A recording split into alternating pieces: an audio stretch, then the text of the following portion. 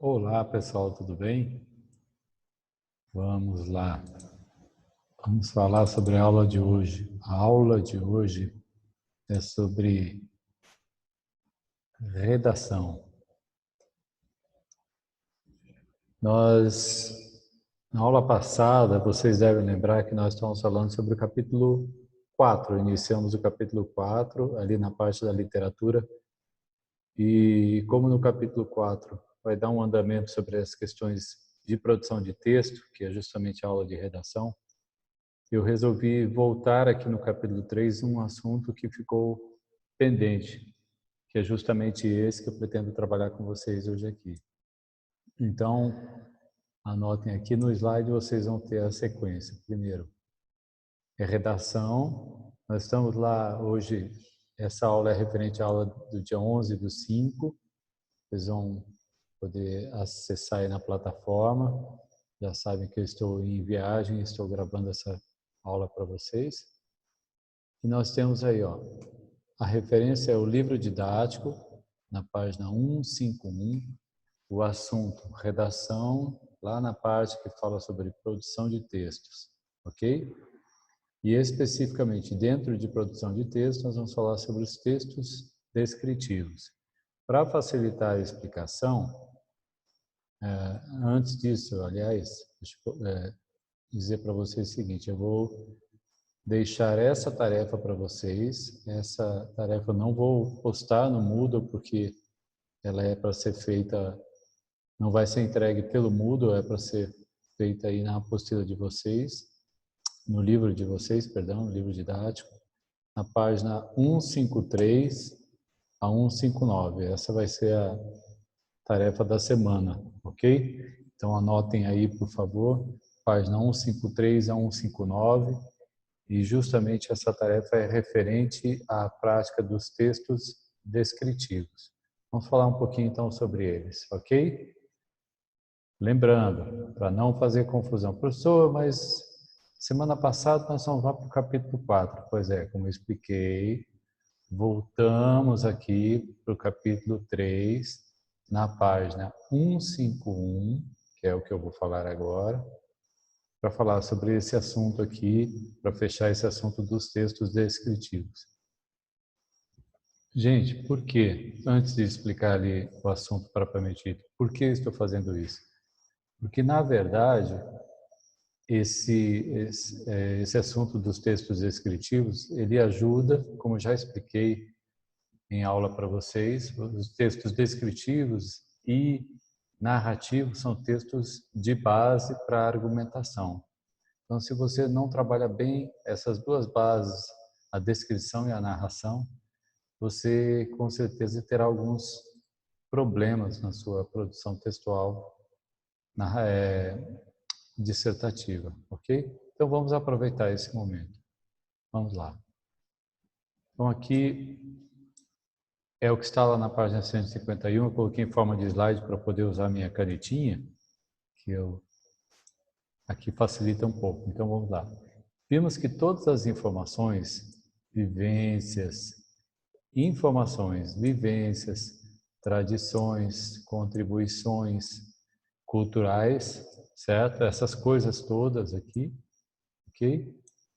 Vão se acumulando, vão sendo acumuladas e transformadas, reconstruídas e trocadas ao longo do tempo. Ou seja, toda essa gama de informações que nós temos estudado aqui, elas vão somando e vão sendo transformadas e reconstruídas ao longo do tempo. Tudo isso nos forma individualmente. Por que está se reforçando aqui? Reforçando justamente a construção do pensamento, o desenvolvimento do pensamento.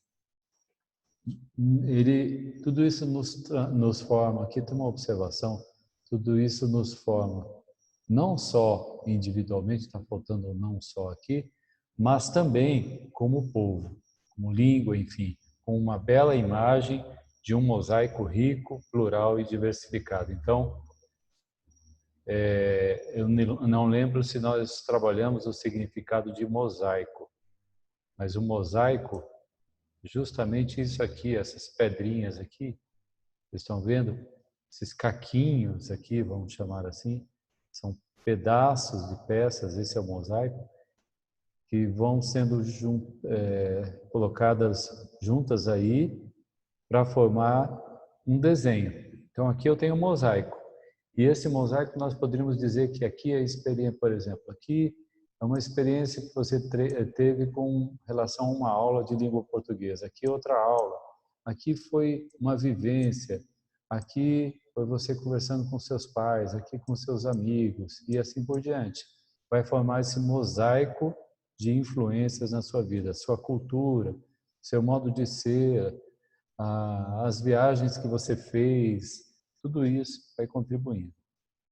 Bem, então esse mosaico rico, por conta dessa informação toda, plural, porque sempre é, e diversificado, ok? Importante lembrar isso. Vejam que interessante como o sistema de ensino Mackenzie valoriza essa questão do plural, da pluralidade, da diversidade. Enfim, vamos em frente. Quando descrevemos ou ouvimos e lemos a descrição de outras pessoas, trocamos informações, visões e inspirações. Olha só. Descrição de outras pessoas. Lembra que eu falei para vocês que a descrição ela serve para descrever pessoas, para descrever alguma informação, para descrever coisas, ambientes, etc. Então, pensando nisso, vamos estudar o texto descritivo. Assim poderemos aprender a entender a maneira como os outros enxergam. Olha a palavra enxergar aqui, ó. Os outros enxergam. Lembram que enxergar é muito mais do que só ver? Eu estou olhando, por exemplo, para essa garrafa aqui. Estou olhando para essa garrafa, só olhando. Mas quando eu detenho o olhar, eu estou enxergando, eu estou prestando atenção, estou analisando. Então, isso é enxergar. E descrevem um fato, um lugar, um objeto, uma pessoa. Olha só, a maneira como as pessoas enxergam e como elas descrevem um fato, um lugar, um objeto, uma pessoa, até mesmo um assunto, certo? A maneira como eu estou procurando fazer para vocês aqui. Falar disso aqui de uma maneira didática é quase que desenhar isso aí, mostrar, descrever isso para vocês para que fique mais claro. Então, a forma como um professor se expressa normalmente para explicar a aula para vocês é uma forma, poderíamos dizer, como se fosse um texto descritivo, para descrever aquele assunto para vocês. Observaremos nesta sessão como o olhar, presta atenção, do autor, olhar do autor, nós já falamos isso na sociologia, certo? Olha o olhar aqui. E eu creio que eu falei, se não me engano, na aula passada, uma dessas aulas, sobre a questão da lente. A lente que eu coloco para olhar um objeto, uma pessoa, uma situação, certo? Depende justamente desse meu olhar. Ok? Olhar do narrador, do autor ou do narrador para o objeto influencia a forma como ele é descrito e como essa descrição influencia a visão do leitor. Vamos de novo. Olha só, o olhar do autor ou do narrador.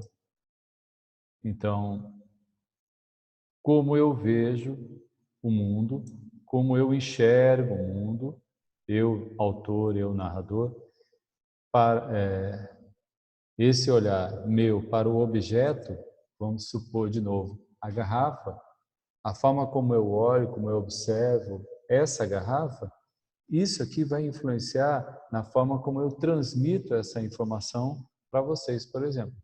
Como é que isso aqui acaba sendo descrito. Então, da mesma forma, vocês podem pensar no texto que vocês leem e a forma como vocês vão passar essa informação. Por exemplo, ler, vamos supor que eu pegasse aqui e dissesse, façam, lembro que na aula passada eu falei, façam desse trecho que estou marcando aqui uma paráfrase. Reescrevam esse texto agora com as suas palavras, de acordo com o que vocês entenderam, certo? Então, isso vai depender do seu olhar de mundo, certo? A forma como você vê essa questão, esse objeto, por exemplo. Então, voltando, como o olhar do autor ou narrador para o objeto influencia a forma como ele é descrito e como essa descrição influencia a visão do leitor. Ah, professor. Então, além da minha visão, de eu olhar para a garrafa e de eu, por meio do meu olhar para essa garrafa, para esse objeto, eu construo, aí eu vou construir um texto descritivo para a pessoa com a qual eu estou falando, certo? Sim, mas além disso, isso aqui, essa forma como eu estou descrevendo, vai influenciar positivo ou negativamente, enfim, de alguma forma vai exercer uma influência na forma como o meu receptor, o meu leitor, vai ler o que eu estou escrevendo. Ou como vocês agora, por exemplo, estão me ouvindo, me vendo aí e vendo a forma como eu estou descrevendo esse texto aqui. Tudo bem? Então vamos lá. E aqui ele diz o seguinte: os textos descritivos. Geralmente chamamos o texto descritivo de retrato verbal, pois ele retrato, talvez essa palavra retrato para vocês é um pouco antiga, retratar. O retrato, a foto, a fotografia antiga, então retrato vem daí, de retratar aquilo que você está vendo. Retrato verbal, então é como se você pegasse aquilo e disse, olha, aquela janela é dessa forma, aquela casa é dessa forma. Como é que é aquela pessoa? Você viajou? Como é que é Nova York? Daí você começa a descrever Nova York para a pessoa que te perguntou. Então você vai criar um retrato, criar uma imagem na cabeça dessa pessoa, no subconsciente dessa pessoa que está te ouvindo. É um retrato verbal, pois ele busca apenas por meio de palavras nos fazer enxergar algo. Olha que desafio. Você, quando está descrevendo alguma coisa, você está levando a pessoa a enxergar algo. Isso é possível porque as palavras servem de símbolo para as coisas que existem no mundo real. Ok? Funciona mais ou menos assim. Imagine que você está em uma sala conversando com um amigo e que nela existe uma cadeira vermelha, muito velha. Então, vamos fazer esse exercício aí. Vai ouvindo e vai pensando. Se quiser, fecha o olho e pense. Você poderá apontar a cadeira, seu amigo olhará para ela e vocês poderão falar dela a partir de um referencial comum. Ou seja, nós dois, no caso eu e meu amigo, nessa cena aí, estaríamos olhando para aquela cadeira. Aliás, há cadeiras aqui onde eu estou, essa que eu estou e várias outras aqui, que é interessante. Mas como é que eu descrevo essa cadeira? Eu estou pegando aqui a garrafinha aqui como exemplo. Vocês agora estão vendo a garrafinha, mas se eu não tivesse com a garrafinha, mostrando essa garrafinha, dissesse, uma garrafa PET, mas aí, tá, uma garrafa PET, todos têm uma ideia de uma garrafa PET. Existe um ponto em comum aqui que facilita a descrição, mas leve em consideração esse ponto comum. Você poderá, então, apontar esses elementos que é uma referência comum. Então, cuidado.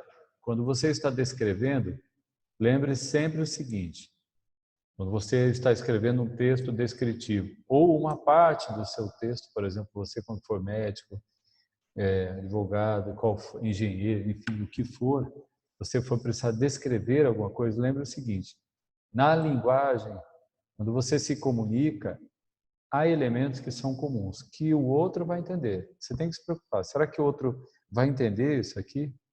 Por exemplo, eu tomei o cuidado aqui quando estava lendo, logo no começo, em explicar para vocês o que é retrato. Porque eu sei, pela minha experiência como professor, que muita gente, quando chega em retrato, o que é retrato? Mas se eu falo, retrato vem de retratar, aí a pessoa já faz um link. Porque eu sei que isso faz com que essa palavra fique mais comum para você. Então, facilitar, que a escrita, uma dica minha, é que a sua escrita não seja tão rebuscada, ou seja, tão difícil, tão elaborada, assim, eu vou elaborar bem isso aqui, vou usar palavras difíceis, aí a pessoa não entende. O que é mais importante? Você mostrar que você conhece um palavreado bonito ou se comunicar com aquela pessoa e alcançar o seu objetivo de comunicar aquilo que você quer. Lembra disso. Então, a referência comum tem a ver com isso. Mas e se você quiser falar dessa cadeira quando vocês já não estiverem na sala e não puderem vê-la? Você pode usar os símbolos linguísticos, dizendo aquela cadeira que vimos naquela sala, olha o aquela, por exemplo. Como o seu amigo sabe que é a cadeira, sabe o que é a sala e entende a função dos pronomes e verbos na frase enunciada por você, os dois poderão continuar partindo de um referencial comum. Mas eu só tenho referencial comum porque nós dominamos um mesmo signo, esses signos linguísticos, cadeira, sala, etc., são comuns para nós. Então lembra, o teu interlocutor ele precisa participar, ele participa, ele constrói com você o significado. Mas muitas vezes as pessoas desprezam isso. Mas se você quiser falar de cadeira a alguém que nunca viu uma cadeira antes, já passaram por isso quando a pessoa fala alguma coisa que você nunca viu? Por exemplo, quem nunca viu um camelo? Eu já vi camelo, eu já vi dromedário, mas quando a pessoa não veio e disse assim, o camelo estava passando. Você nunca viu um camelo pessoalmente? Eu não tenho uma ideia, ou pelo menos nunca viu num filme, pelo menos, um camelo? Não sabe a figura do camelo como é? Aí a pessoa vai dizer, camelo? Aí você está falando e pressupondo que outra pessoa saiba. O que vai acontecer com essa comunicação se você não garante isso? Vai ter problema. Nós vamos continuar aqui. Bom, nesse caso será preciso descrevê-la. Eu vou ter que descrever a cadeira. O objeto é assim. Sabe quando você tem que parar e dizer, bom, não, mas eu não sei. Lembrou aqui a Ivana perguntando, professor, eu não entendi. Explica isso aí melhor que eu não consegui entender. Vocês perguntam, eu gosto muito das perguntas de vocês nesse sentido. E aqui vem, ó. Viu uma cadeira vermelha e velha. A cadeira era de madeira e o assento era feito de um estofado coberto por um tecido vermelho, já desbotado e manchado. Veja o detalhe. Isso aqui ajuda muito a entender o texto. Eu já tenho falado para vocês, por exemplo, que o Machado de Assis usa muito a descrição nos textos dele. Porque essa descrição ela tem não só o sentido de descrever, mas ela tem importância para o texto, para aquilo que ele está escrevendo, descrevendo. Por quê? Porque no conjunto da obra, o fato dele descrever que a cadeira, por exemplo, era de um estofado já desbotado e manchado, dependendo do que ele estiver escrevendo ali, tem intencionalidade. Por exemplo, isso pode marcar um tecido já desbotado e manchado, tecido velho. Então, vai marcar um ambiente com isso aí, ok? Então, preste atenção que o texto, ele é marcado por essas questões aqui, de você observar os detalhes que enfatizam cada coisa que você vai escrevendo. Então, eu também achei interessante trabalhar isso aqui, porque, como eu falei há algum tempo para vocês, a literatura é muito importante. É muito importante ler os clássicos, sim. Mas por que é importante ler os clássicos? Por que é importante entender da literatura? Porque essas coisinhas aqui fazem muita diferença. Na hora que você vai escrever um texto argumentativo, você já entendeu esse mecanismo linguístico, de se você usar uma palavra tal, pode dar um sentido, uma outra conotação, pode enfatizar alguma coisa que você quer argumentar, simplesmente porque você está trabalhando e entendendo esses mecanismos linguísticos, por exemplo, dos textos descritivos, ok? Com essa breve descrição, ainda que não tenhamos visto a tal cadeira, podemos imaginá-la. E aqui vem, ó. Você pode imaginar, quem imagina é porque criou uma imagem na cabeça daquilo. E como que a pessoa cria uma imagem na cabeça se ela nunca viu aquilo? Porque, na verdade, existem estudos que mostram que nós guardamos as informações por meio de imagens. Não são imagenzinhas pequenas, mas de uma forma, a mente guarda por imagens. Então, são cenas, dinâmicas que você tem na sua mente e que volta e meia você recobra. Então, quando a pessoa fala cadeira, a tua mente já puxa vários tipos de cadeiras ali, ficam meio que de prontidão para que você tenha aquele menu e saiba escolher. Ó, eu vou mostrar aqui para vocês, por exemplo. Estou falando de cadeira para não dizer que, olha aí, ó, cadeiras. Olha as cadeiras, várias cadeiras. E o tipo de cadeira, né? O tipo de cadeira é interessante. São cadeiras, essas cadeiras são as cadeiras bonitas, mais clássicas, com um banco, o assento revestido em couro, só que não está desbotado, muito bem cuidado. Então, se eu fosse usar para um determinado texto, para uma determinada intencionalidade, valeria a pena, ok? Mas por que descrevê-la? Vamos voltar aqui. Mas por que descrevê-la? Não seria melhor simplesmente mostrar uma fotografia dessa cadeira? Quando utilizamos a descrição em nosso dia a dia? Então aqui vem, vejamos algumas formas de usar a descrição e discutir a importância desse tipo textual. E aí vem aqui um exemplo, leia os textos a seguir e responda às questões que seguem, ok? E aí tem os exercícios, nós temos umas questões. Tá claro, gente? Então, para a gente dê uma olhada nesse vídeo, voltem, analisem bem. Essa não tinha falado, creio que em todos esses aspectos aí, é uma abordagem diferente para vocês. Tenham uma ótima semana, façam esses exercícios, nós vamos conversar na próxima aula. Ainda nessa semana nós vamos trabalhar outras questões da língua portuguesa, mas aí mais ligadas à questão da literatura ou da gramática, tá bom? Então, por hoje é só. Agradeço. Fiquem com Deus e até a próxima.